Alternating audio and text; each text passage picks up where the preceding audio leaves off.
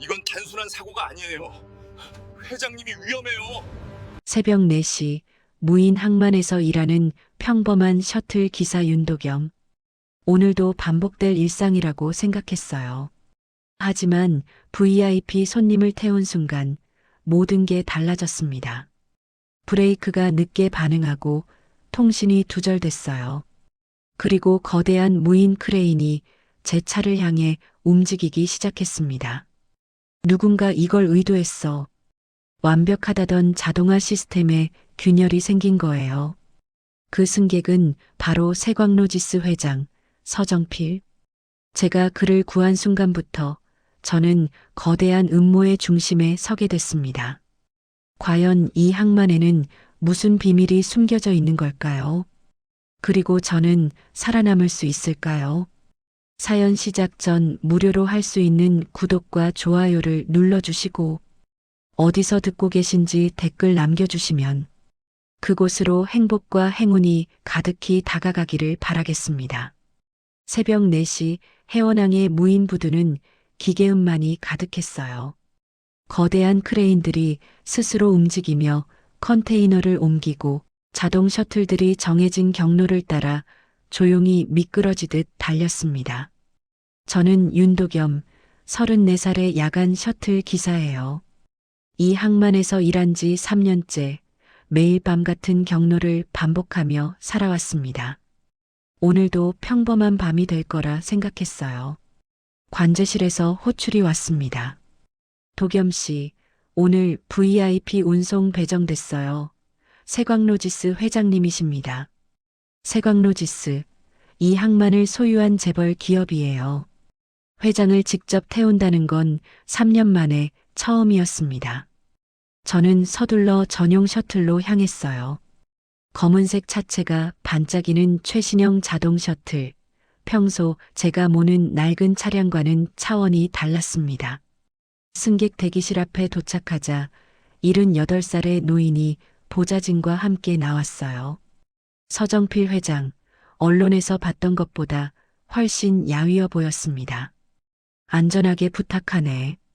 회장의 목소리는 나지막했지만 무게가 있었어요. 저는 고개를 숙이고 운전석에 올랐습니다.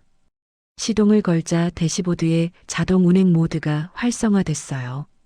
정해진 경로대로 AI가 알아서 운전하는 시스템이었습니다. 저는 그저 만일의 상황을 대비해 앉아 있는 것뿐이에요. 출발 버튼을 누르려는 순간 뭔가 이상했습니다. 브레이크 페달을 밟았을 때 평소보다 반 박자 늦게 반응했어요. 미세한 차이였지만 군 복무 시절 차량 정비를 담당했던 제 감각이 포착했습니다. 수동 제어 레버를 만져보니 마찰감이 거칠었어요. 며칠 전만 해도 부드럽게 움직였는데 말이에요. 이상하다는 생각이 들었지만 VIP 운송을 지연시킬 순 없었습니다. 저는 출발 버튼을 눌렀어요. 셔틀이 부드럽게 움직이기 시작했습니다. 부두를 가로지르는 전용 도로, 양옆으로 컨테이너가 산처럼 쌓여 있었어요. 관제실과 자동으로 교신이 연결됐습니다. 셔틀 7호, 정상 운행 중. AI 음성이 기계적으로 울려 퍼졌어요. 그런데 3분쯤 지났을 때 교신이 끊겼습니다. 대시보드의 통신 표시등이 깜빡이더니 꺼졌어요. 관제실 응답하세요. 제 목소리만 허공에 울렸습니다. 통신 두절이라니 이런 일은 처음이었어요. 불안한 느낌이 목덜미를 타고 올라왔습니다. 그때 전방 200m 지점에서 무인 크레인 하나가 움직이기 시작했어요. 천천히 하지만 분명하게 저희 셔틀 쪽으로 선회하고 있었습니다. 크레인의 거대한 팔이 컨테이너를 집어 올리며 각도를 틀었어요. 정해진 경로가 아니었습니다. 저는 즉시 자동 모드를 해제하려 했지만 시스템이 응답하지 않았어요. 수동 전환 불가. 빨간 경고등이 대시보드를 가득 채웠습니다. 크레인이 점점 가까워졌어요. 컨테이너가 저희 차량 위로 천천히 이동하고 있었습니다. 이대로 가다간 30초 안에 충돌해요. 저는 군 시절 배운 비상 매뉴얼을 떠올렸습니다. 대시보드 아래 숨겨진 물리적 차단 스위치가 있었어요. 손을 뻗어 덮개를 뜯어내고 빨간 레버를 당겼습니다. 셔틀의 엔진이 순간적으로 멈췄어요. 동시에 수동 제어 레버를 힘껏 돌려 핸들을 오른쪽으로 꺾었습니다. 차체가 급격히 기울며 비상 정지했어요.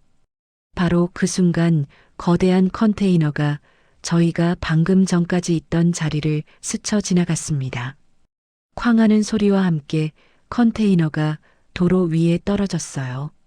먼지가 차창을 뒤덮었습니다. 뒷좌석에서 신음소리가 들렸어요. 회장님, 괜찮으십니까? 저는 급히 뒤를 돌아봤습니다. 서정필 회장은 안전벨트에 묶인 채 창백한 얼굴로 앞을 응시하고 있었어요. 자네가 막았나? 회장의 목소리는 떨리고 있었습니다. 예, 수동으로 전환했습니다. 저는 대답하며 주변을 살폈어요. 크레인은 이미 멈춰 있었고 컨테이너는 저희 차 옆 5m 지점에 박혀 있었습니다. 조금만 늦었어도 저희는 그 아래 깔렸을 거예요. 관제실의 불이 다시 켜지며 긴급 호출음이 울렸습니다. 셔틀 7호, 무슨 일입니까? 긴급 정지 신호가 감지됐습니다.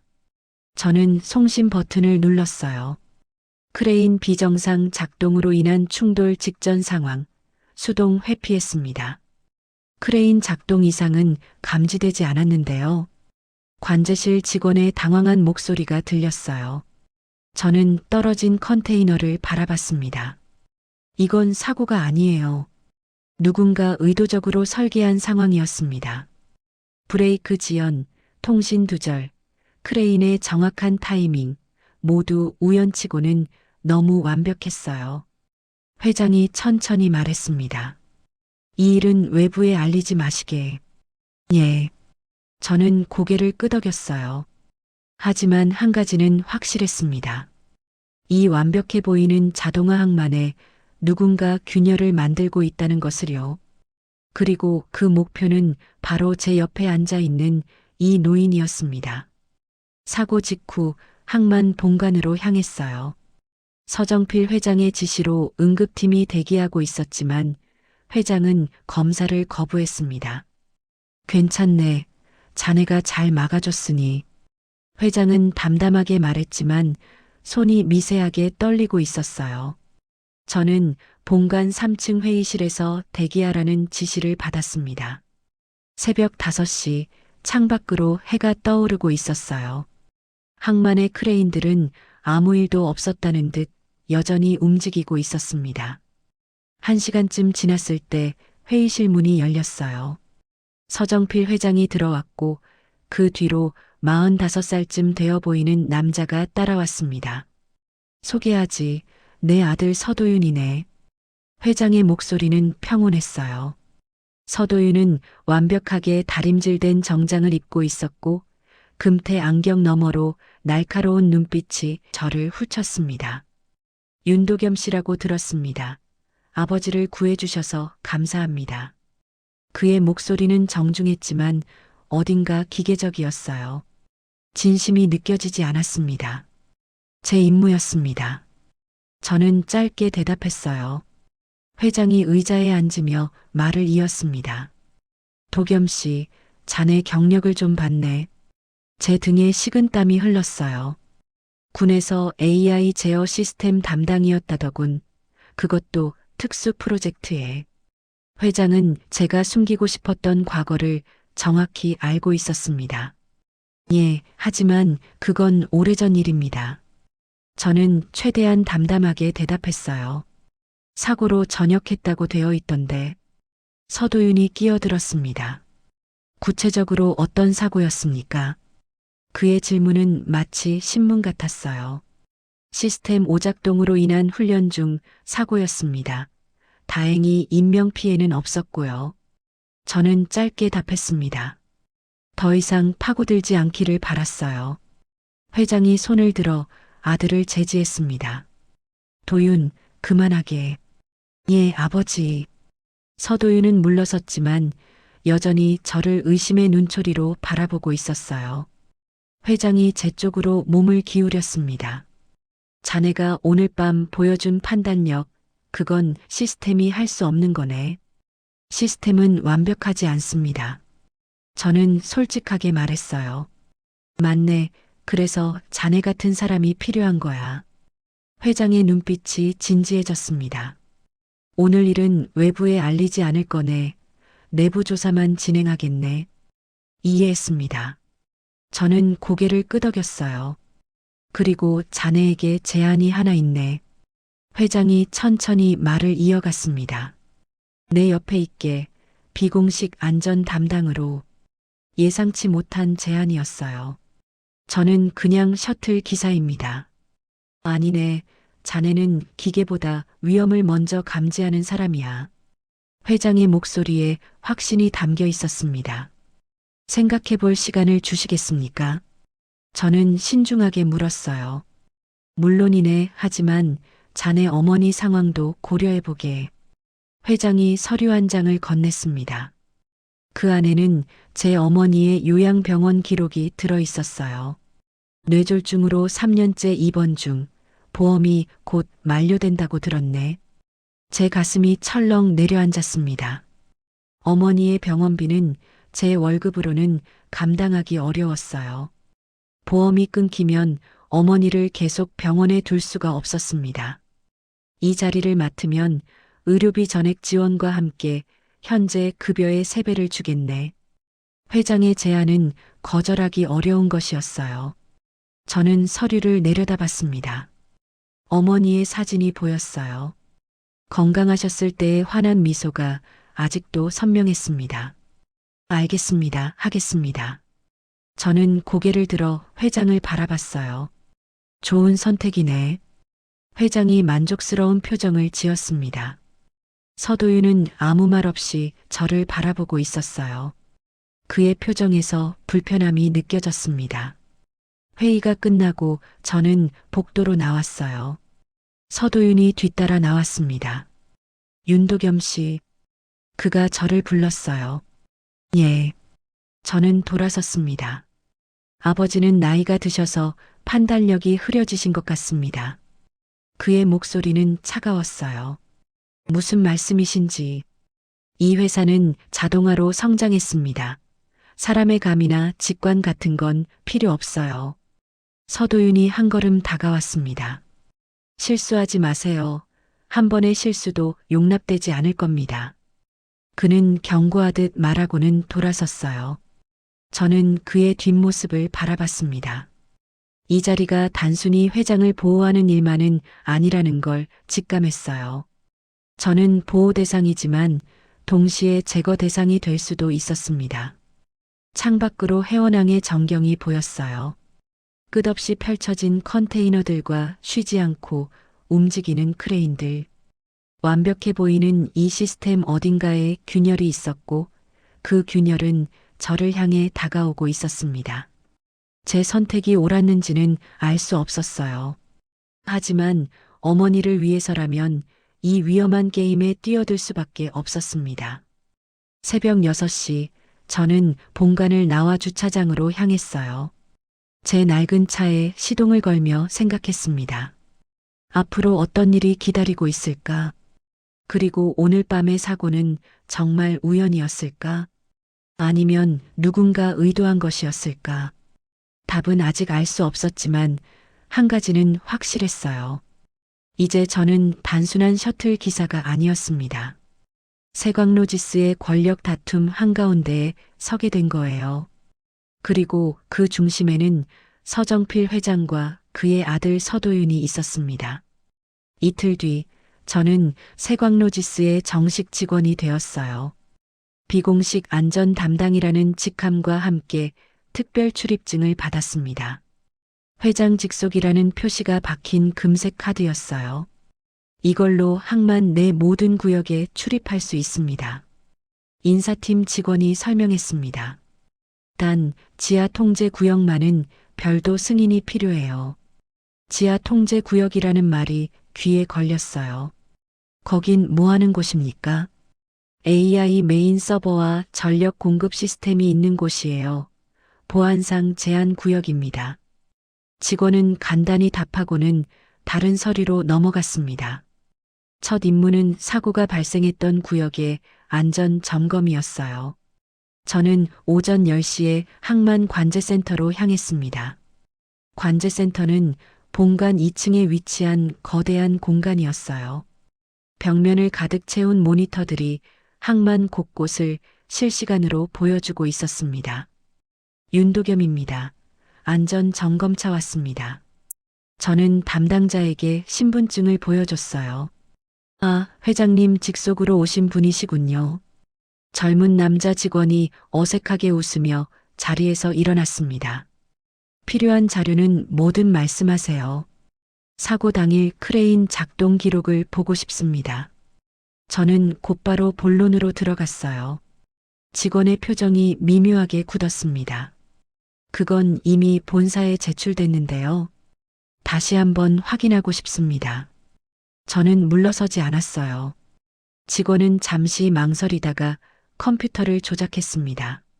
화면에 그날 새벽에 크레인 작동 로그가 떴어요. 저는 천천히 데이터를 살펴봤습니다. 새벽 4시부터 5시까지의 기록, 모든 크레인이 정상 작동했다고 나와 있었어요. 이상 없음으로 기록되어 있네요. 직원이 말했습니다. 하지만 뭔가 이상했어요. 저는 타임 스탬프를 자세히 봤습니다. 4시 37분부터 4시 42분까지 기록이 없는데요. 정확히 제가 사고를 겪었던 5분간의 공백이었어요. 아, 그건 시스템 동기화 지연 때문입니다. 직원이 급하게 설명했습니다. 가끔 그런 일이 있어요. 가끔이요. 얼마나 자주입니까? 저는 추궁했어요. 한 달에 한두 번 정도. 직원의 목소리가 작아졌습니다. 저는 다른 날짜의 기록을 요청했어요. 지난 3개월치 로그를 화면에 띄웠습니다. 그리고 발견했어요. 매주 목요일 새벽 4시에서 5시 사이 정확히 5분씩 기록이 비어 있었습니다. 이게 우연이라고 보십니까? 저는 직원을 똑바로 쳐다봤어요. 저도 잘 모르겠습니다. 시스템팀에 문의해 보시는 게. 직원은 시선을 피했습니다. 뭔가 숨기고 있다는 확신이 들었어요. 컨테이너 이동 기록도 보여주세요. 저는 계속 파고들었습니다. 직원이 다른 파일을 열었어요. 사고 당일 이동된 컨테이너 목록이 나타났습니다. 저는 목록을 스크롤하다가 멈췄어요. 이 번호 SGLS-X-0 이게 뭡니까? 컨테이너 고유 번호입니다. X는 무슨 의미죠? 저는 물었어요. 직원이 당황한 표정을 지었습니다. 잘 모르겠는데요. 특수 화물 표시 아닐까요? 특수 화물이요. 저는 다시 물었습니다. 예, 위험물이나 고가 화물 같은. 하지만 이상했어요. 전체 목록에서 X 표시가 붙은 컨테이너는 하나뿐이었습니다. 이 컨테이너 현재 위치를 알 수 있습니까? 잠시만요. 직원이 검색했지만 결과가 나오지 않았어요. 이상하네요. 시스템에 없습니다. 어떻게 없을 수가 있습니까? 저는 의아해했어요. 아마 이미 출항했거나 반출됐을 겁니다. 직원의 설명은 납득하기 어려웠습니다. 모든 컨테이너는 추적이 가능해야 했으니까요. 저는 자료를 USB에 복사해달라고 요청했어요. 죄송하지만 외부 반출은 안 됩니다. 직원이 난처한 표정으로 말했습니다. 회장 직속 권한으로 요청합니다. 저는 금색 카드를 보여줬어요. 직원은 망설이다가 결국 데이터를 복사해줬습니다. 관제센터를 나와 저는 실제 크레인이 있는 야적장으로 향했어요. 오후 2시 햇살이 뜨거웠습니다. 거대한 컨테이너들 사이로 무인 운반차들이 조용히 움직이고 있었어요. 사고가 났던 지점에 도착했습니다. 아스팔트 바닥에 아직도 컨테이너가 떨어졌던 자국이 남아 있었어요. 저는 주변을 둘러봤습니다. 크레인 기둥에 설치된 센서들, CCTV 카메라, 모든 게 정상적으로 작동하고 있었어요. 그런데 한 가지가 눈에 들어왔습니다. CCTV 카메라의 각도가 미묘하게 틀어져 있었어요. 사고 지점을 완전히 비추지 못하는 각도였습니다. 저는 사다리를 가져와 카메라를 확인했어요. 고정 나사가 느슨해져 있었습니다. 누군가 일부러 각도를 틀어놓은 것처럼 보였어요. 거기 뭐 하십니까? 뒤에서 목소리가 들렸습니다. 돌아보니 현장 관리자로 보이는 40대 중반의 남자가 서 있었어요. 안전 점검 중입니다. 저는 신분증을 보여줬습니다. 아, 회장님이 새로 뽑으신 분이시군요. 남자의 목소리에 비꼬는 투가 섞여 있었어요. 이 카메라 각도가 왜 이렇습니까? 저는 물었습니다. 태풍 때문에 틀어진 겁니다. 아직 수리 못했어요. 태풍이 언제였죠? 2개월 전쯤. 남자가 대답했어요. 하지만 2개월이나 방치했다는 게 말이 안 됐습니다. 수리 요청은 하셨습니까? 했죠. 근데 우선순위가 밀렸나 봐요. 남자는 무심하게 말했습니다. 저는 더 이상 묻지 않았어요. 대신 주변을 더 살펴봤습니다. 컨테이너 야적장 끝, 항만과 연결된 철문이 하나 보였어요. 저건 어디로 통하는 겁니까? 지하 전력실로 가는 통로입니다. 남자가 답했습니다. 들어가 볼 수 있습니까? 특별허가 없으면 안 됩니다. 역시 지하 구역은 철저히 통제되고 있었어요. 저는 야적장을 나와 본관으로 돌아왔습니다. 사무실에 앉아 USB에 복사한 데이터를 분석했어요. 매주 목요일 새벽에 5분 공백. 존재하지 않는 X 표시 컨테이너. 틀어진 CCTV 카메라. 모두 우연이라고 보기엔 너무 일치했습니다. 저는 개인 노트북을 켜고 항만 전력 사용 기록을 찾아봤어요. 공개된 월별 데이터였습니다. 그리고 발견했어요. 매주 목요일 새벽 4시부터 5시 사이 전력 사용량이 급증했습니다. 평소보다 30%나 높았어요. 무언가 큰 작업이 그 시간에 이루어지고 있다는 뜻이었습니다. 하지만 공식 기록에는 아무것도 없었어요. 저녁 7시 저는 회장에게 보고하기로 했습니다. 본관 4층 회장실로 올라갔어요. 비서가 안내했습니다. 회장님, 윤도겸 대리 오셨습니다. 들어오게. 회장의 목소리가 들렸어요. 저는 문을 열고 들어갔습니다. 서정필 회장이 창가에 서서 항만을 내려다보고 있었어요.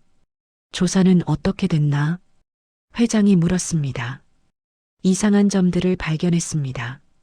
저는 USB를 건네며 설명했어요. 주기적인 기록 공백, 사라진 컨테이너, 전력 사용 급증. 회장은 말없이 데이터를 보더니 고개를 끄덕였습니다. 역시 자네 눈은 틀리지 않았군. 이게 무슨 의미인지 아십니까? 저는 조심스럽게 물었어요. 회장이 한숨을 쉬었습니다. 모르네. 하지만 누군가 내 눈을 피해 뭔가를 하고 있다는 건 확실해. 지하 통제 구역을 확인해 봐야 할 것 같습니다. 저는 제안했어요. 그건 위험할 수 있네. 회장의 목소리가 낮아졌습니다. 그래도 해야 합니다. 저는 단호하게 말했어요. 회장이 저를 바라봤습니다. 좋네. 내일 밤 특별 출입 권한을 주겠네. 감사합니다. 저는 고개를 숙였어요.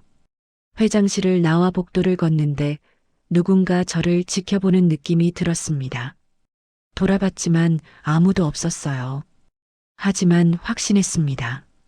제가 무언가를 건드리기 시작했고 그들도 저를 주시하고 있다는 것을요. 다음 날 밤 11시 저는 특별 출입 권한이 담긴 새 카드를 받았어요. 회장 비서가 직접 건네주며 말했습니다. 자정부터 새벽 2시까지만 유효합니다. 그 시간 이후엔 자동으로 권한이 사라져요.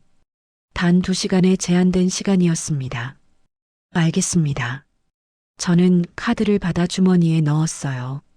자정이 되자 저는 야적장 끝 철문으로 향했습니다.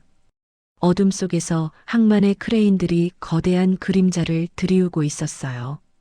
철문역 카드 리더기에 특별 카드를 갖다 댔습니다. 삐소리와 함께 초록불이 들어왔어요. 잠금 장치가 풀리는 소리가 들렸습니다. 문을 열자 계단이 지하로 이어져 있었어요. 차가운 공기가 올라왔습니다. 저는 손전등을 켜고 천천히 내려갔어요.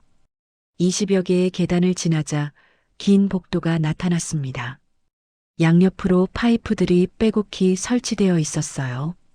전력 공급 라인과 냉각수 배관들이었습니다. 복도를 따라 100m쯤 걸어가니 두 갈래 길이 나왔어요. 왼쪽은 전력실이라는 표지판이 붙어 있었고 오른쪽은 아무 표시도 없었습니다. 저는 오른쪽 길을 선택했어요. 직감적으로 그쪽에 뭔가 있을 것 같았습니다. 50m쯤 더 가니 또 다른 철문이 보였어요. 이번엔 카드 리더기 외에 지문 인식기까지 설치되어 있었습니다. 특별 카드를 대봤지만 빨간불만 깜빡였어요. 접근 거부였습니다. 역시 여기까진 못 들어가는군. 저는 중얼거렸습니다. 그때 갑자기 경보음이 울렸어요. 삐삐삐 날카로운 소리가 복도에 울려 퍼졌습니다. 무단 접근 시도가 감지됐다는 뜻이었어요. 저는 급히 돌아서려 했습니다. 그런데 경보음이 멈췄어요. 철문의 잠금 장치에서 기계음이 들리더니 문이 천천히 열렸습니다. 누군가 원격으로 문을 열어준 거예요. 저는 잠시 망설였습니다. 함정일 수도 있었어요. 하지만 호기심이 이겼습니다. 문 안으로 들어갔어요. 안은 생각보다 넓은 공간이었습니다. 벽면을 따라 서버 렉들이 줄지어 서 있었고 중앙엔 여러 대의 모니터가 설치된 작업대가 있었어요. 그리고 그 앞에 누군가 앉아 있었습니다. 누구십니까? 저는 긴장한 목소리로 물었어요. 의자가 돌아가며 사람이 저를 바라봤습니다. 26살쯤 되어 보이는 젊은 여자였어요. 긴 검은 머리, 창백한 얼굴, 어두운 눈 아래 다크서클이 진했습니다. 드디어 오셨네요, 윤도겸 씨. 그녀가 말했습니다. 목소리는 조용했지만 또렷했어요. 저를 아십니까? 저는 놀라서 물었습니다. 모니터로 지켜봤어요. 관제센터에서 기록 조회하던 것도, 야적장에서 카메라 확인하던 것도. 그녀는 모니터 하나를 가리켰어요. 화면엔 제가 지나온 복도에 CCTV 영상이 떠 있었습니다. 당신은 누구죠? 저는 다시 물었어요. 서아린이에요. 서정필 회장의 손녀. 예상치 못한 대답이었습니다. 회장님 손녀라고요. 예, 공식적으로는 건강 문제로 요양 중이라고 되어 있죠. 할인이 쓸쓸하게 웃었어요. 실제로는 여기 갇혀 있는 거예요. 저는 주변을 둘러봤습니다. 침대와 간이 화장실, 작은 냉장고가 구석에 놓여 있었어요. 이곳이 그녀가 사는 공간인 듯 했습니다. 왜 여기 계신 겁니까? 제가 이 항만 AI 시스템의 최종 승인 키를 갖고 있거든요. 할인이 설명했어요. 할아버지가 제게 맡기셨어요. 아무도 함부로 시스템을 건드리지 못하도록. 그런데 왜 갇혀 있는 겁니까? 저는 이해할 수 없었어요. 삼촌 때문이에요, 서도윤. 할인의 목소리가 낮아졌습니다. 삼촌이 경영권을 넘겨받으려면 제 승인이 필요해요. 하지만 전 거부했죠. 그래서 당신을 여기 가둔 겁니까? 6개월 전부터요. 외부와 완전히 단절된 채. 할인이 고개를 끄덕였어요. 저는 충격을 받았습니다. 회장의 친손녀를 이렇게 가둬둔다는 게 믿기지 않았어요. 회장님은 모르시는 겁니까? 할아버지는 제가 병원에 있다고 알고 계세요. 삼촌이 그렇게 꾸몄거든요. 할인이 한숨을 쉬었습니다. 의료 기록도 조작했어요. 정기 검진 결과까지 위조해서 그럼 왜 저한테 문을 열어준 겁니까? 저는 물었어요. 당신이 진실을 찾고 있으니까요. 할인이 저를 똑바로 바라봤습니다. 관제센터 기록의 공백, 그게 뭔지 알고 싶죠? 알고 계십니까? 매주 목요일 새벽 삼촌이 불법 화물을 빼돌리고 있어요. 할인이 모니터를 조작했어요. 화면에 숨겨진 데이터베이스가 열렸습니다. X 표시 컨테이너들, 공식 기록엔 없지만 실제로는 존재해요. 저는 화면을 자세히 봤어요. 지난 1년간 100여 개가 넘는 X 컨테이너가 처리됐다고 나와 있었습니다. 이 안에 뭐가 들어 있습니까? 정확히는 모르겠어요. 하지만 세관 신고를 피한 물품들인 건 확실해요. 할인이 다른 파일을 열었습니다. 거래 금액을 보세요. 화면엔 천문학적인 숫자들이 나열되어 있었어요. 1년에 수백억 원 규모였습니다. 이걸 회장님께 알려야 합니다. 저는 말했어요. 그게 문제예요. 증거를 외부로 빼낼 수가 없어요. 할인이 답답한 표정을 지었습니다. 이 방은 외부 네트워크와 완전히 차단되어 있고 제 출입도 통제되고 있어요. 그럼 어떻게? 당신이 물리적으로 나가서 할아버지께 직접 말해야 해요. 할인이 USB 하나를 건넸습니다. 여기 모든 증거가 들어 있어요. 저는 USB를 받았어요. 무게가 느껴졌습니다.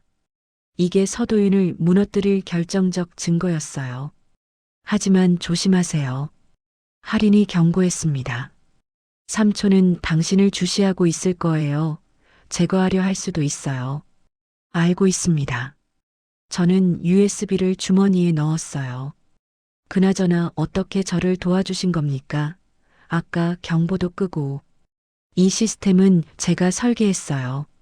할인이 미소 지었습니다. 갇혀 있지만 여전히 일부 권한은 제게 있어요. 저는 그녀를 바라봤어요. 26살 할아버지가 신뢰한 천재 엔지니어. 하지만 가족에게 배신당하고 이곳에 갇혀 지내고 있었습니다. 꼭 나가게 해드리겠습니다. 저는 약속했어요. 고마워요. 할인의 눈가에 희망이 어렸습니다. 그런데 시간이 얼마 안 남았어요. 출입 권한 만료까지 20분밖에. 저는 시계를 확인했어요. 새벽 1시 40분이었습니다. 가봐야겠습니다. 조심해서 가세요. 그리고 할인이 제 손을 잡았어요. 할아버지를 구해주세요. 삼촌이 할아버지 건강 기록도 조작하고 있어요. 무슨 말입니까? 저는 깜짝 놀랐어요. 치매 진단, 그것도 거짓이에요. 할인이 다급하게 말했습니다. 약물 투여 기록이 있어요. 할아버지 기억력을 떨어뜨리는. 모든 퍼즐이 맞춰지기 시작했어요. 회장을 제거하고 할인을 가두고 불법 물류를 운영하는 것. 서도윤의 완벽한 계획이었습니다. 증거는 USB에 다 있습니다. 할인이 말했어요. 저는 고개를 끄덕이고 문 밖으로 나갔습니다. 뒤에서 철문이 닫히는 소리가 들렸어요. 복도를 빠르게 지나 계단을 올라갔습니다. 지상으로 나오니 차가운 밤바람이 얼굴을 스쳤어요. 저는 USB를 꽉 쥐었습니다. 이제 선택해야 했어요. 이 증거를 회장에게 전달하고 모든 걸 폭로할 것인가? 아니면 모른 척하고 안전하게 살아갈 것인가? 하지만 선택은 이미 정해져 있었습니다. 할인의 간절한 눈빛이 떠올랐어요. 저는 본관을 향해 걸어갔습니다. 내일 아침 회장님께 모든 걸 말씀드리겠다고 다짐했어요. 하지만 그 순간 뒤에서 발소리가 들렸습니다. 저는 돌아봤어요. 어둠 속에서 누군가가 저를 지켜보고 있었습니다. 다음 날 아침 9시 저는 회장실로 향했어요. 주머니 속 USB를 만지작거리며 복도를 걸었습니다. 할인이 준 결정적 증거, 이걸 회장님께 전달하면 모든 게 끝날 거예요. 회장실 앞에 도착했습니다. 비서에게 면담을 요청하려는데 서도윤이 나왔어요. 윤도겸 씨, 아침부터 무슨 일이십니까? 그의 목소리는 평소보다 더 차갑게 느껴졌습니다. 회장님께 보고 드릴 게 있습니다. 저는 최대한 담담하게 말했어요. 어제 야간 점검 결과 말이군요. 서도윤이 미소를 지었습니다. 하지만 그 미소는 눈까지 닿지 않았어요. 아버지는 지금 병원 진료 중이십니다. 오후에나 돌아오실 겁니다. 그럼 오후에 다시 오겠습니다.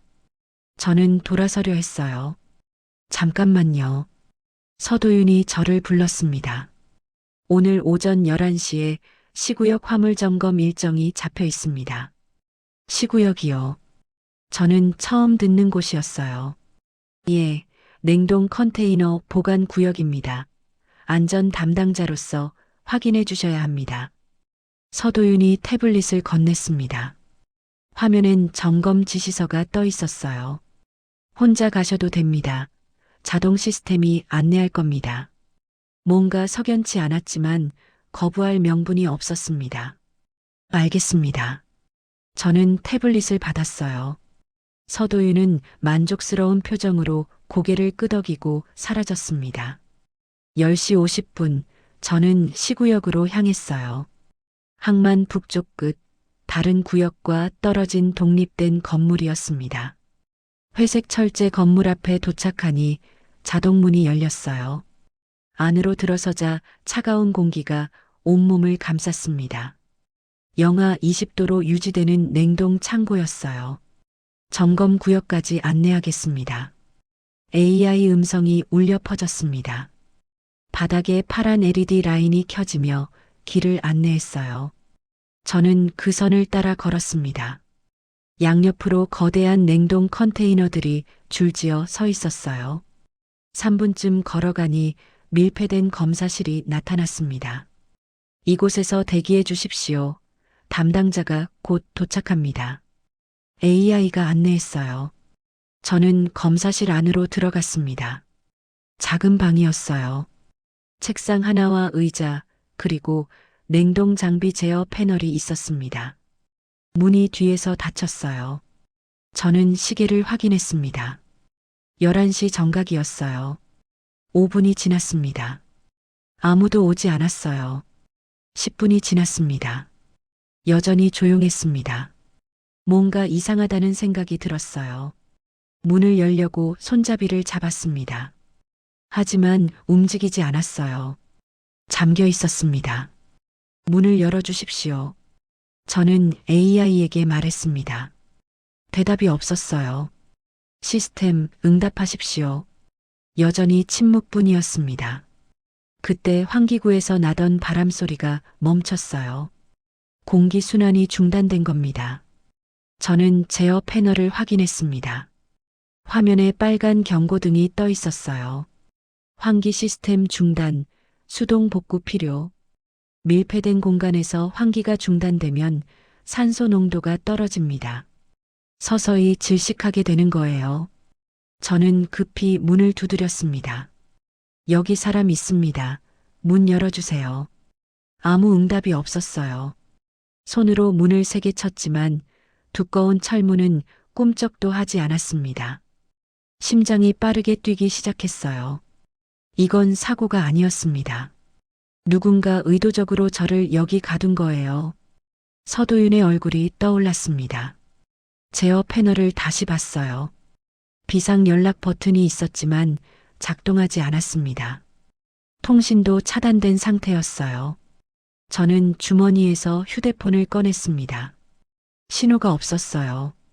이 건물 자체가 전파 차단 구조인 듯 했습니다. 시간이 흐를수록 숨쉬기가 답답해졌어요. 산소 농도가 떨어지고 있었습니다. 저는 냉정을 유지하려 애썼어요. 군에서 배운 생존 훈련을 떠올렸습니다.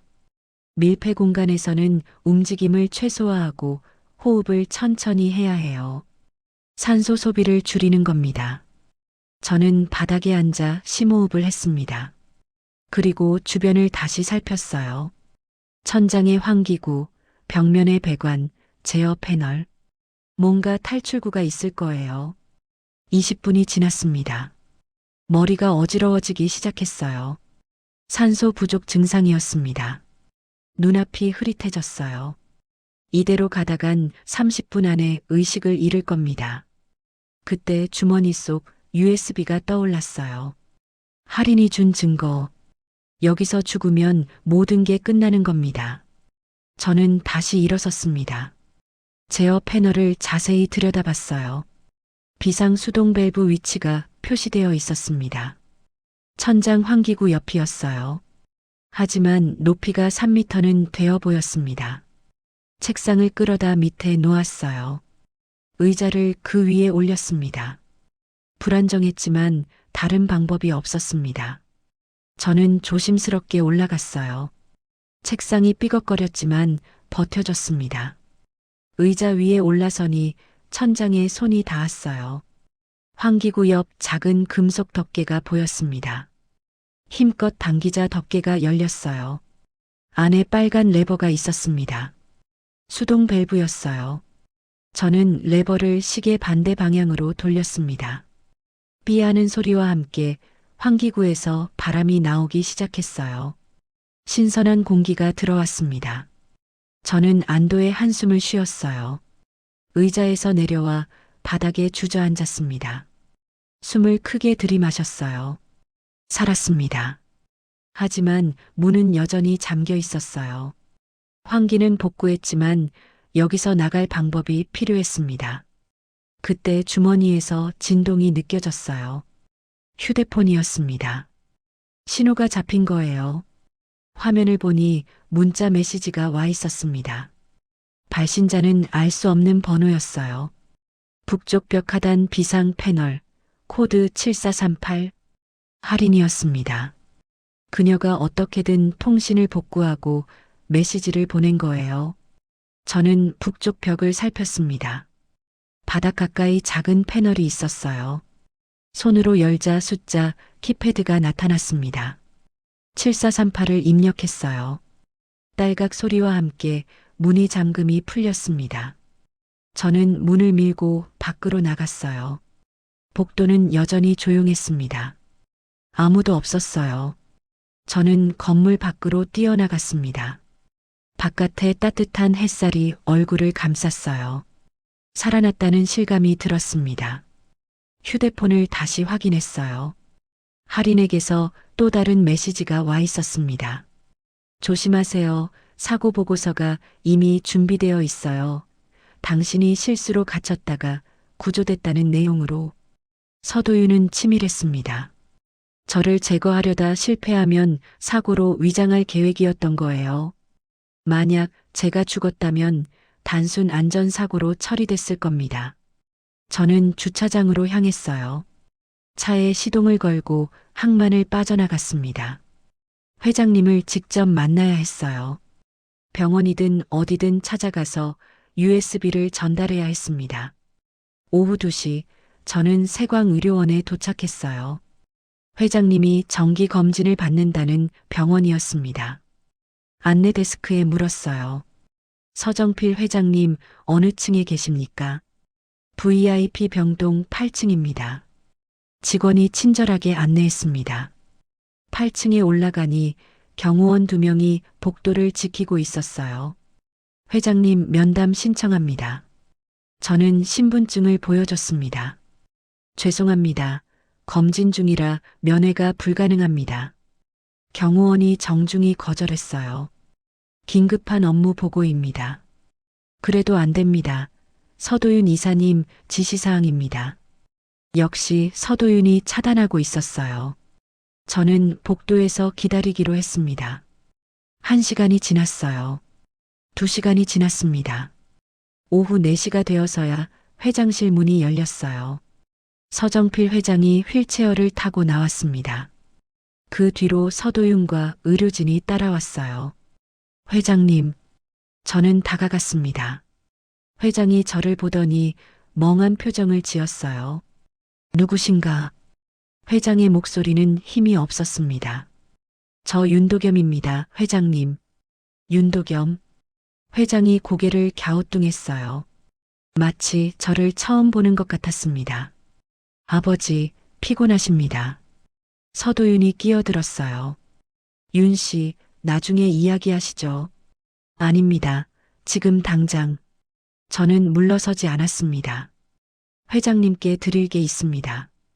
저는 USB를 꺼내려 했어요. 그때 서도윤이 제 팔을 잡았습니다. 윤 씨, 오늘 시구역에서 사고가 있었다면서요. 그의 목소리는 차가웠어요. 안전 담당자가 스스로 갇힌 건 중대한 실수 아닙니까? 주변 경호원들이 저를 둘러쌌습니다. 출입 권한을 당분간 정지하겠습니다. 조사가 끝날 때까지. 서도윤이 선언했어요. 제 금색 카드가 그의 손에 있었습니다. 언제 빼앗아간 건지 몰랐어요. 이건 함정입니다. 저는 소리쳤습니다. 회장님, 서도윤이 회장님을. 윤 씨, 그만하십시오. 서도윤이 차갑게 말했어요. 경호원 모셔드려. 2명의 경호원이 저를 붙잡았습니다. 놔주십시오. 저는 버둥거렸지만 소용없었어요. 복도 끝으로 끌려가며 뒤를 돌아봤습니다. 서정필 회장은 여전히 멍한 표정으로 앉아 있었어요. 할인의 말이 맞았습니다. 약물 때문에 회장님 기억력이 망가진 거예요. 저는 병원 밖으로 쫓겨났습니다. 주머니 속 USB만이 유일한 희망이었어요. 하지만 이걸 누구에게 전달해야 할까요? 회장님은 이미 저를 알아보지 못했습니다. 시간이 얼마 남지 않았어요. 병원에서 쫓겨난 저는 차 안에서 한참을 앉아 있었어요. 주머니 속 USB를 꺼내 들여다봤습니다. 이 작은 장치 안에 모든 증거가 들어있지만 전달할 방법이 없었어요. 회장님은 저를 알아보지 못했고 출입 권한도 박탈당했습니다. 저는 할인에게 문자를 보냈어요.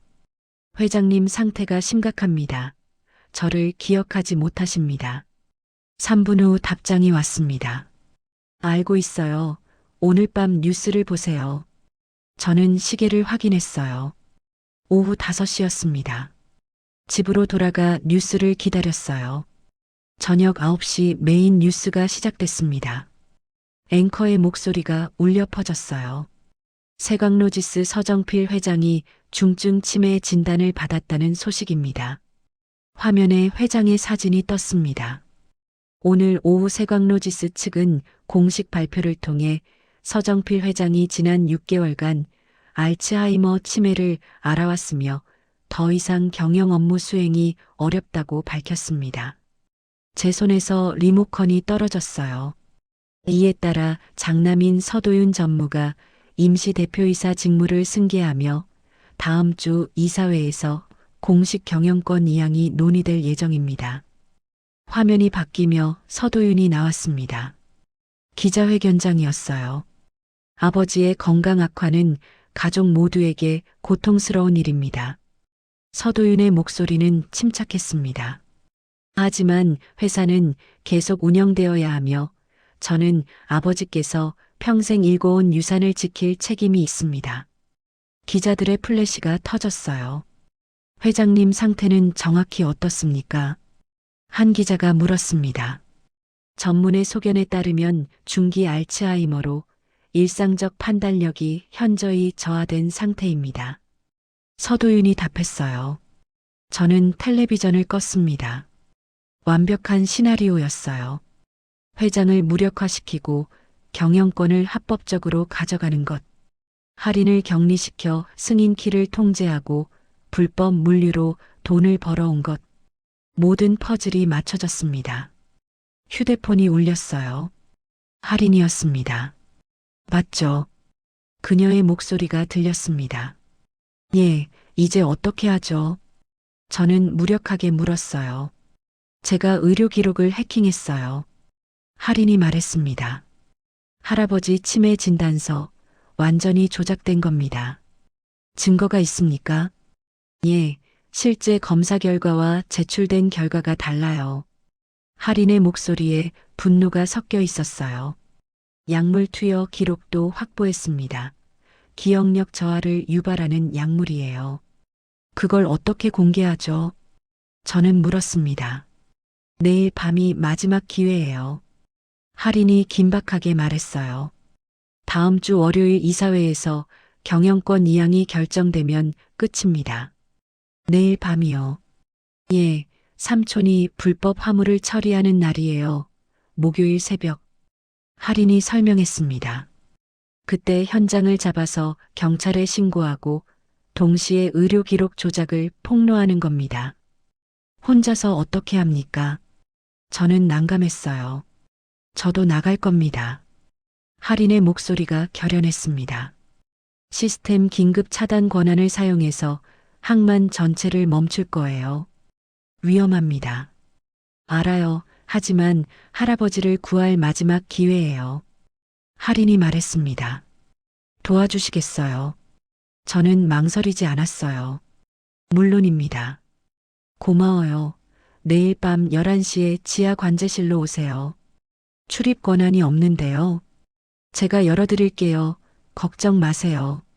할인이 안심시켰습니다. 통화가 끊겼어요. 저는 창밖을 바라봤습니다. 내일 밤 모든 게 결정되는 거예요. 성공하면 진실이 밝혀지고 회장님을 구할 수 있습니다. 실패하면 저와 할인 모두 제거될 거예요. 다음 날 목요일, 저는 평소처럼 출근했습니다. 출입 권한이 정지됐지만 직원 출입증으로는 본관까지 들어갈 수 있었어요. 사무실에 앉아 시간을 보냈습니다. 주변 동료들이 수군거리는 소리가 들렸어요. 윤도겸 대리 곧 해고된대. 시구역 사고 때문에. 안전 담당자가 스스로 갇혔다니 웃기지 않아.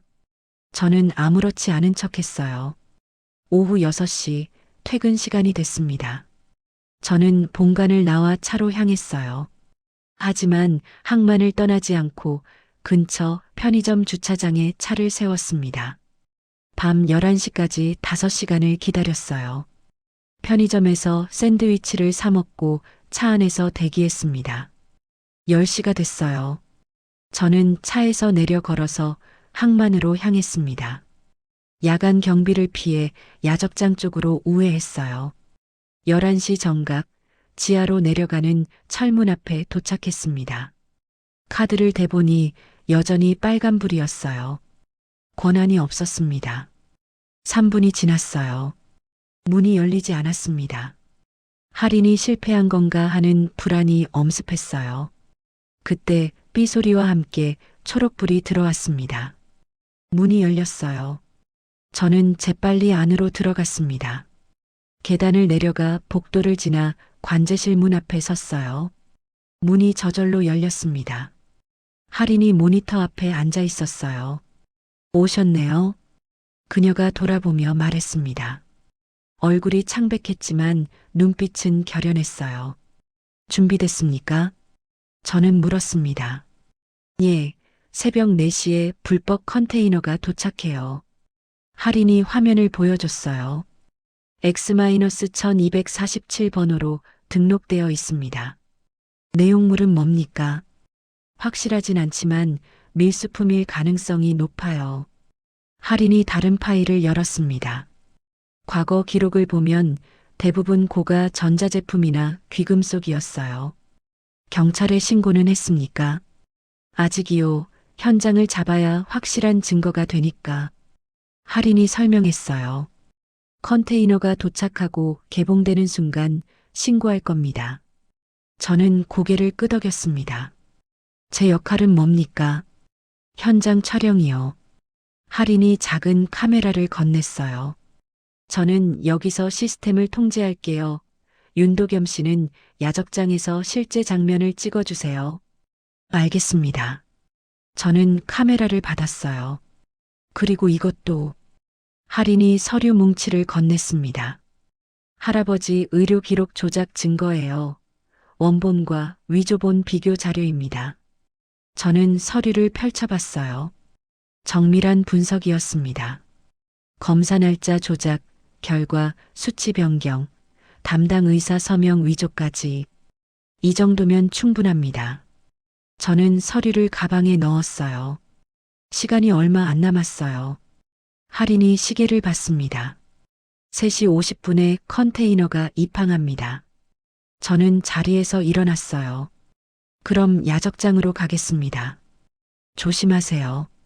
할인이 제 손을 잡았습니다. 삼촌이 현장에 나올 거예요. 들키면 안 됩니다. 알겠습니다. 저는 관제실을 나왔어요. 지상으로 올라가 야적장 구석진 곳에 숨었습니다. 컨테이너 더미 뒤 크레인 그림자가 드리운 곳이었어요. 새벽 4시가 가까워졌습니다. 항만이 조용했어요. 무인 시스템들만 기계음을 내며 작동하고 있었습니다. 4시 정각 먼 곳에서 트럭 소리가 들렸어요. 대형 트레일러 한 대가 특별 게이트로 들어왔습니다. 컨테이너를 실은 트럭이었어요. 그리고 그 뒤를 검은색 세단 한 대가 따라왔습니다. 차에서 서도윤이 내렸어요. 새벽 4시에 직접 현장에 나온 겁니다. 저는 카메라를 꺼내 촬영을 시작했어요. 트럭이 지정 위치에 멈췄습니다. 무인 크레인이 작동하며 컨테이너를 들어 올렸어요. X-1247이라는 번호가 선명했습니다. 서도윤이 부하 직원들에게 지시했어요. 빨리 처리해. 새벽 5시 전에 끝내야 해. 컨테이너가 바닥에 내려졌습니다. 직원 2명이 다가가 문을 열었어요. 저는 줌을 당겨 내부를 촬영했습니다. 안에는 상자들이 가득했어요. 직원이 하나를 열자 전자제품들이 나왔습니다.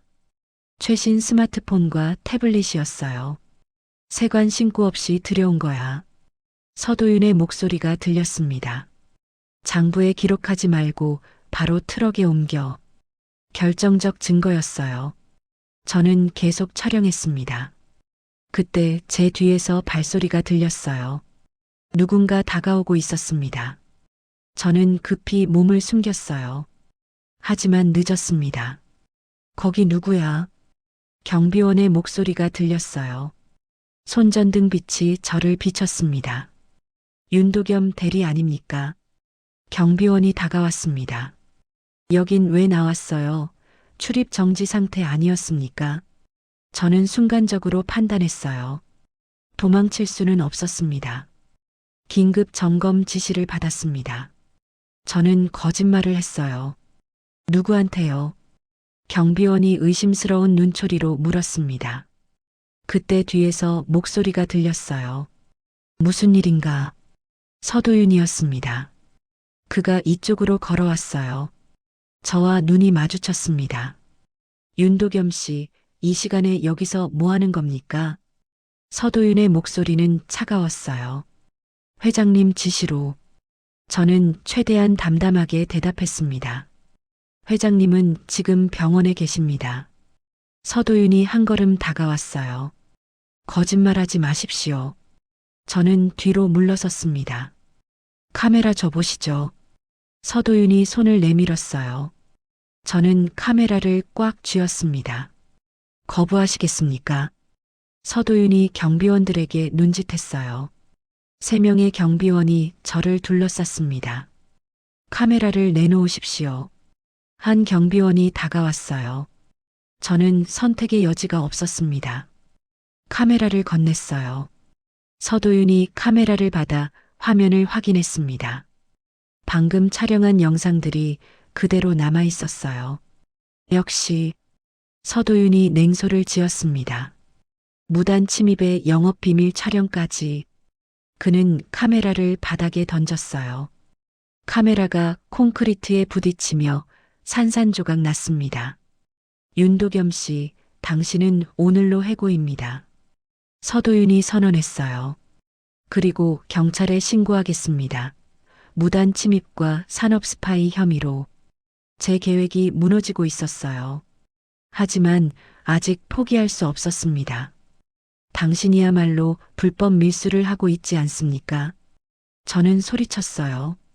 저 컨테이너 안에 세관 신고 없는 물품들이 가득합니다. 서도윤의 표정이 굳었어요. 무슨 헛소리를.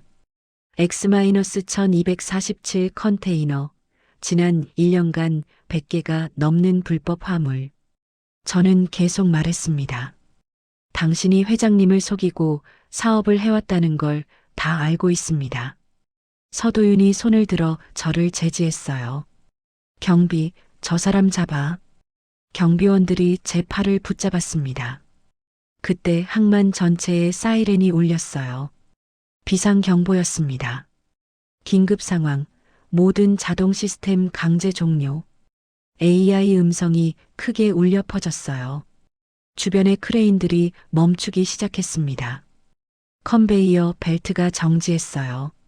모든 무인 장비가 작동을 멈췄습니다. 무슨 일이야? 서도윤이 소리쳤어요. 시스템 긴급 차단이 활성화됐습니다. 한 직원이 태블릿을 보며 당황하며 말했습니다. 최고 관리자 권한으로 실행됐습니다. 할인이었어요. 그녀가 약속대로 시스템을 멈춘 겁니다. 관제실로 가. 서도윤이 부하들에게 지시했어요. 그 순간 항만 입구에서 사이렌 소리가 들렸습니다. 경찰차였어요. 여러 대의 경찰차가 게이트를 통과해 들어왔습니다. 경찰이다. 모두 그 자리에. 확성기 소리가 울렸어요. 할인이 신고한 겁니다. 서도윤의 얼굴이 창백해졌어요. 이게 무슨... 경찰들이 차에서 내렸습니다. 형사 한 명이 다가왔어요. 서도윤 씨 맞습니까? 그렇습니다만. 서도윤이 당황하며 대답했어요. 관세법 위반 및 밀수 혐의로 조사받으실 겁니다. 형사가 영장을 보여줬습니다. 저 컨테이너를 압수수색하겠습니다. 경찰들이 X-1247 컨테이너로 향했어요.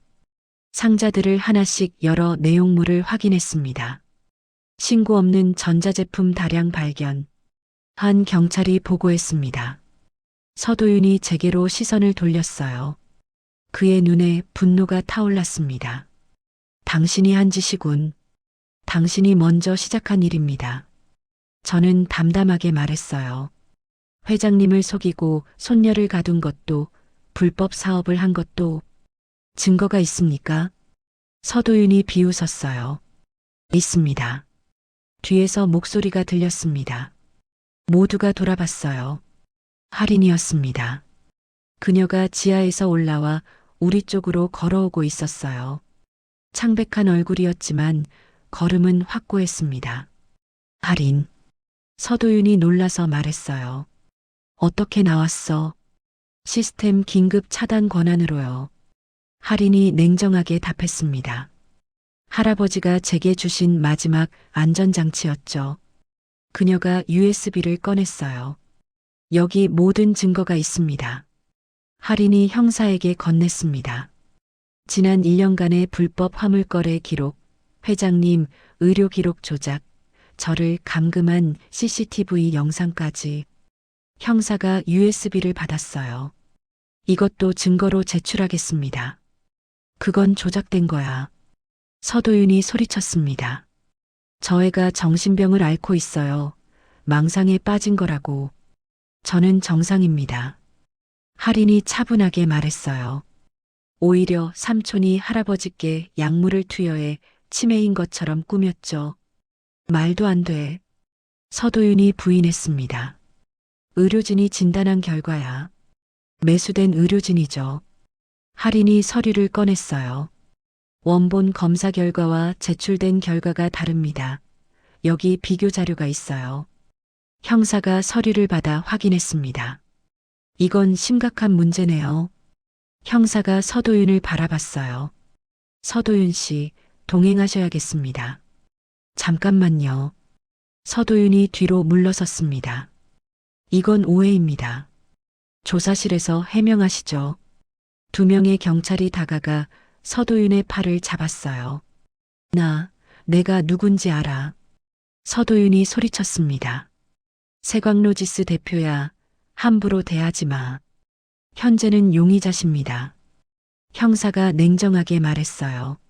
서도윤이 경찰차로 끌려갔습니다. 그의 모습이 사라지자 주변이 조용해졌어요. 저는 할인을 바라봤습니다. 괜찮습니까? 예, 이제 괜찮아요. 할인이 미소 지었어요.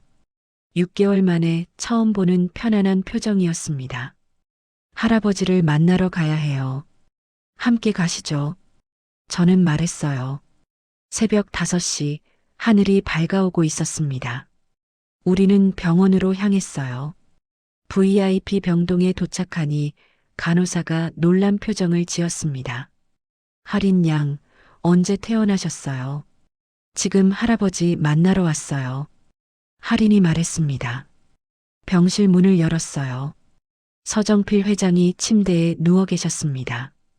창밖으로 새벽 햇살이 들어오고 있었어요. 할아버지, 할인이 조심스럽게 불렀습니다. 회장이 눈을 뜨고 할인을 바라봤어요. 할인이냐? 목소리는 약했지만 또렷했습니다. 예, 할아버지. 할인이 회장의 손을 잡았어요. 오랜만이구나.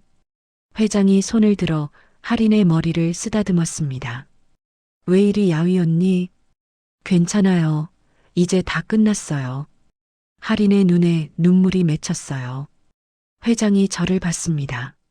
자네가 윤도겸인가? 예, 회장님. 저는 고개를 숙였어요. 고맙네. 회장의 목소리에 감사가 담겨 있었습니다.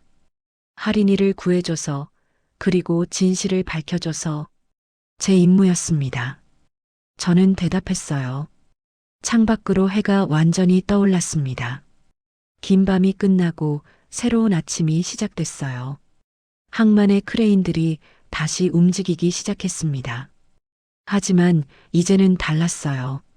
어둠 속에 숨겨졌던 진실이 빛 속으로 나온 아침이었습니다. 사흘이 지났어요. 서도윤은 구속 수감됐고 검찰 조사가 진행 중이었습니다. 관세법 위반, 업무상 배임, 감금, 문서 위조까지 여러 혐의가 그를 기다리고 있었어요. 세광로지스는 임시 경영 체제로 전환됐습니다. 이사회가 긴급 소집됐고 외부 전문 경영인이 투입됐어요. 서정필 회장은 약물 투여를 중단한 후 빠르게 회복되고 있었습니다. 저는 병원을 찾았어요. 오후 2시 회장님 병실 문을 노크했습니다. 들어오게. 회장님 목소리가 들렸어요. 예전의 힘이 돌아온 듯 했습니다. 문을 열고 들어가니 회장님이 창가 의자에 앉아 계셨어요. 할인도 옆에 있었습니다. 윤도겸 대리 왔군. 회장님이 반갑게 맞아주셨어요. 예, 회장님. 저는 고개를 숙였습니다. 앉게. 회장님이 소파를 가리켰어요. 저는 자리에 앉았습니다. 자네 덕분에 큰 화를 면했네. 회장님이 말씀하셨어요. 제 임무였습니다. 저는 겸손하게 답했습니다. 임무 이상이었네. 목숨을 걸었잖나. 회장님의 목소리에 진심 어린 감사가 담겨 있었어요. 시구역에서 갇혔을 때 말일세.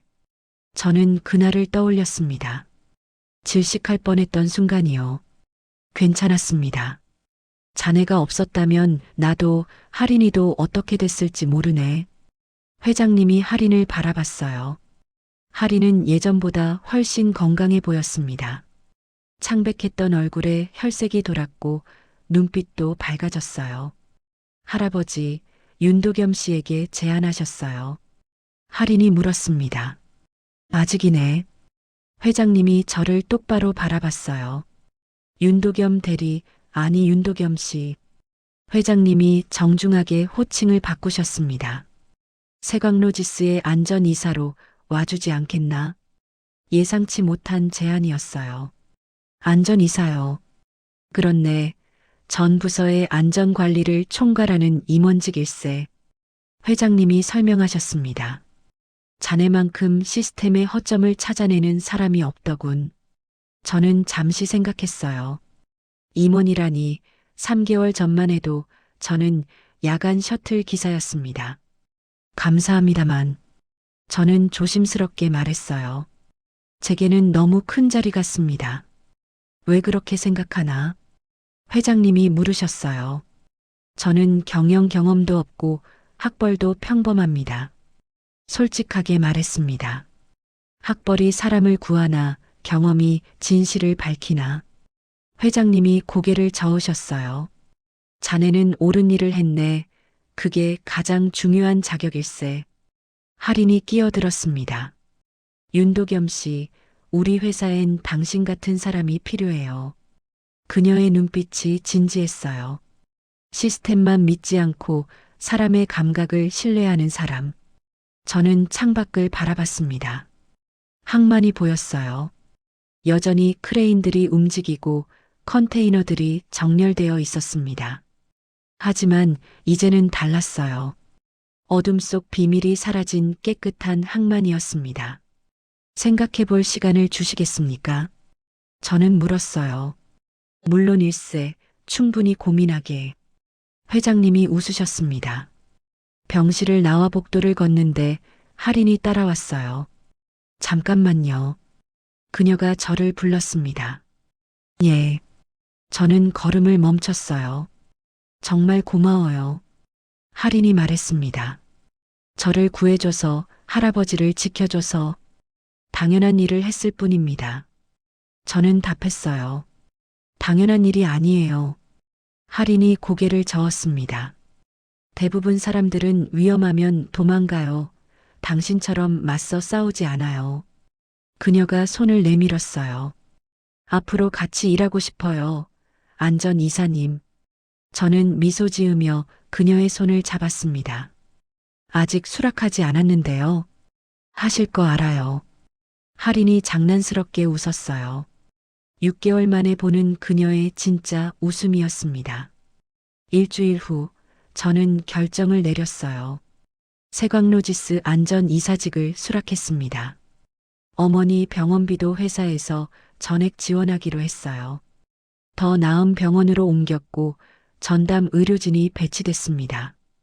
어머니를 뵈러 갔을 때였어요. 도겸아, 어머니가 제 손을 잡으셨습니다. 예, 어머니. 잘하고 있구나. 어머니의 목소리는 약했지만 따뜻했어요. 고맙습니다. 저는 어머니 손을 꽉 잡았습니다. 모든 게 어머니 때문에 시작된 일이었어요. 병원비를 위해 받아들인 회장의 제안. 하지만 결과적으로 옳은 일을 할 수 있었습니다. 한 달 후 저는 정식으로 출근했어요. 본관 6층에 새로 만들어진 안전관리실이었습니다. 책상 위에 명패가 놓여 있었어요. 안전이사 윤도겸. 아직도 낯설었지만 뿌듯했습니다. 첫 업무는 항만 전체 안전 시스템 재점검이었어요. 저는 현장으로 나갔습니다. 야적장에 도착하니 익숙한 풍경이 펼쳐졌어요. 예전에 셔틀 기사로 일하던 그곳이었습니다. 한 직원이 다가왔어요. 이사님, 점검표입니다. 그는 태블릿을 건넸습니다. 저는 받아서 확인했어요. 자동 시스템 점검 항목들이 나열되어 있었습니다. 하지만 저는 한 가지를 추가했어요. 수동 제어 시스템 점검도 넣어주세요. 수동이요. 직원이 의아해했습니다. 자동화 시대에 수동이 왜 필요합니까? 자동이 실패할 때를 대비해서입니다. 저는 설명했어요. 완벽한 시스템은 없습니다. 항상 사람이 개입할 수 있어야 해요. 직원이 고개를 끄덕였습니다. 알겠습니다. 저는 크레인 제어실로 올라갔어요. 거기 낡은 수동 제어 레버가 있었습니다. 먼지가 쌓여 있었어요. 오랫동안 사용하지 않은 흔적이었습니다. 저는 레버를 잡았어요. 차가운 금속 감촉이 느껴졌습니다. 그리고 천천히 움직여 봤어요. 레버가 부드럽게 작동했습니다. 크레인이 제 조작에 반응했어요. 자동이 아닌 사람의 손으로 움직이는 크레인. 저는 미소 지었습니다. 창밖으로 항만 전경이 보였어요. 수백 개의 컨테이너, 수십 대의 크레인, 끝없이 펼쳐진 바다. 모두 자동화됐지만 그 안에는 여전히 사람이 있었습니다. 시스템을 감시하고 판단하고 필요할 때 개입하는 사람들. 저 역시 그 중 하나였어요. 해질녘 저는 야적장을 떠났습니다. 주차장으로 가는데 할인이 기다리고 있었어요. 첫 출근 어땠어요? 그녀가 물었습니다. 괜찮았습니다. 저는 답했어요. 수동 레버 점검하셨어요. 할인이 미소 지었습니다. 예, 어떻게 하셨습니까? 모니터로 봤어요. 할인이 태블릿을 보여줬어요. 화면에 제가 레버를 조작하는 영상이 떠 있었습니다. 역시 당신다워요. 그녀가 말했습니다. 자동화 시대에도 수동을 잊지 않는 것, 필요한 일입니다. 저는 대답했어요. 기술은 완벽하지 않으니까요. 맞아요. 할인이 고개를 끄덕였습니다. 그래서 당신 같은 사람이 필요한 거예요. 우리는 함께 주차장을 걸었어요. 석양이 항만을 붉게 물들이고 있었습니다. 크레인들의 긴 그림자가 바닥에 드리워졌어요. 앞으로 우리가 할 일이 많을 것 같아요. 할인이 말했습니다. 시스템을 더 안전하게, 더 투명하게 만드는 일. 그렇겠죠. 저는 동의했어요. 하지만 할 수 있습니다. 당신이 있으니까요. 할인이 웃었습니다. 차에 시동을 걸며 저는 생각했어요. 3개월 전 저는 그저 야간 셔틀 기사였습니다. 반복되는 일상 속에서 살아가던 평범한 사람이었어요. 하지만 우연한 사고 하나가 모든 걸 바꿨습니다. 회장을 구하고 진실을 밝히고 새로운 길을 열었어요. 때로는 작은 선택이 인생을 바꿉니다. 그날 밤 브레이크 이상을 감지하고 수동으로 전환했던 것처럼요. 자동을 믿지 않고 제 감각을 믿었던 것처럼 저는 항만을 빠져나갔어요. 백미러로 뒤를 돌아봤습니다. 불이 켜진 크레인들이 여전히 움직이고 있었어요. 하지만 이제는 알고 있었습니다. 그 시스템 뒤에 사람이 있다는 것을, 언제든 개입할 준비가 된 사람들이 지키고 있다는 것을, 그게 바로 진짜 안전이었어요. 완벽한 자동화가 아니라 사람이 남아있는 시스템. 저는 앞을 향해 운전했습니다. 새로운 시작을 향해서요. 밤하늘에 별이 떠올랐어요. 항만의 불빛들이 별처럼 반짝이고 있었습니다. 통제할 수 없는 것에 대한 두려움보다 신뢰할 수 있는 사람의 가치가 더 크다는 것을 저는 이제 알고 있었습니다. 그리고 그 믿음을 지키며 살아가겠다고 다짐했어요.